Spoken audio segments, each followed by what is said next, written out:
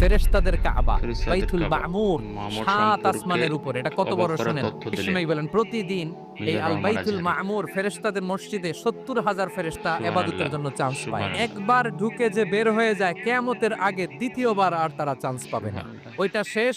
এরপরে সিদরাতুল মুনতাহা, বুঝলাম। সীমান্ত বৃক্ষ, এটা আরো বড়। হুম, ফেরেশতাদের জ্ঞান সীমানা ওইখানেই শেষ। হুম, এর উপরে কি হয় ফেরেশতারা আর জানে না। হুম। সিদরাতুল মুনতাহার এরিয়া শেষ, এরপরে শুরু হয় আল্লাহুল মাহফুজ, লাহুল কোরআনের মাহফুজ। বাড়ি। এটা মিন দুররাতিন বাইদা, সাদা ঝকঝকে ডায়মন্ড দিয়ে আল্লাহ বানাইছে। আমাদের সুবহানাল্লাহ। সবার তাকদীর ভাগ্যলিপি ওইখানে লেখা। হুম। ওইটা শেষ।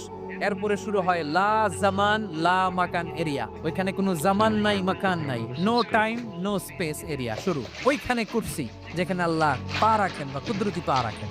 বড় রাজা বাদশারা সিংহাসনে বসে পা রাখে একটা টেবিলের উপর, শাহী টেবিল, ওইটার নাম কুরসি। আল্লাহ বলে ওয়াসিআ কুরসিয়ুহুস সামাওয়াত ওয়াল আরদ। আল্লাহর এই কুরসিটা এতক্ষণ যা বললাম এই সবগুলার চাইতে